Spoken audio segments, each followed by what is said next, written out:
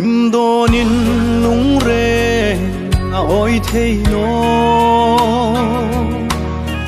lung lam kan vai trap lai ka bang thei no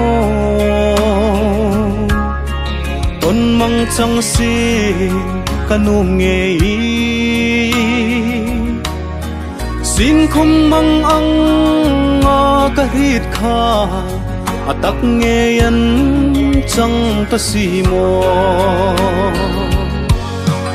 o poi nge kanau lal bi ku lim pui tu ra in ru min mo sa pham mi chang ta mo itur na me rim ka en ngam no ka phal no che ri lang dei vong vong ding chu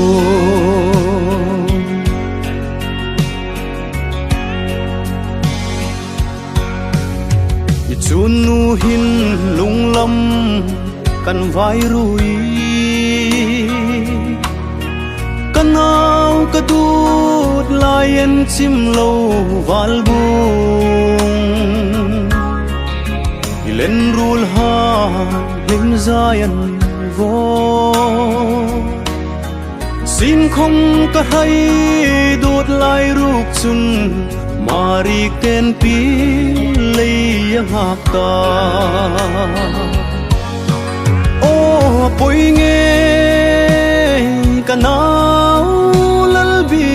ku lim pui tu ra in ru min mo sa pham mi chang ta mo itur na me rim ka en ngam no ka phal no che ri lang dei vong vong ding chu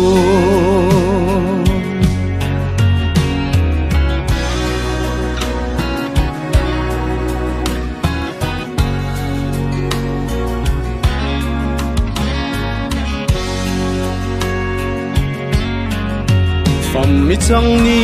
khan van rang sum lai khin sar pui an zam vang khu ngoi rui sak rung mo dit nge kha sangan pel arab flak nge chun nu hin ka ngai ngam no o poi nge kanau lal bi ku lim pui tu ra in ru min mo sa pham mi chang ta mo itur na me rim ka en ngam no ka phal no che ri lang dei vong vong ding chu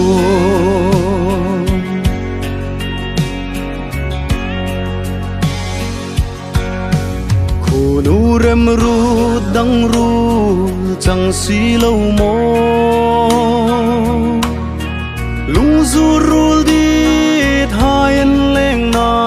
kho pui Jerusalem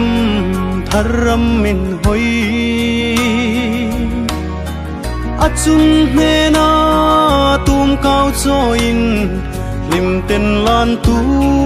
nok nge ti o poi nge kanau lal bi ku lim pui tu ra in ru min mo sa pham mi chang ta mo itur na me rim ka en ngam no ka phal no che ri lang đây vung vung đứng chùa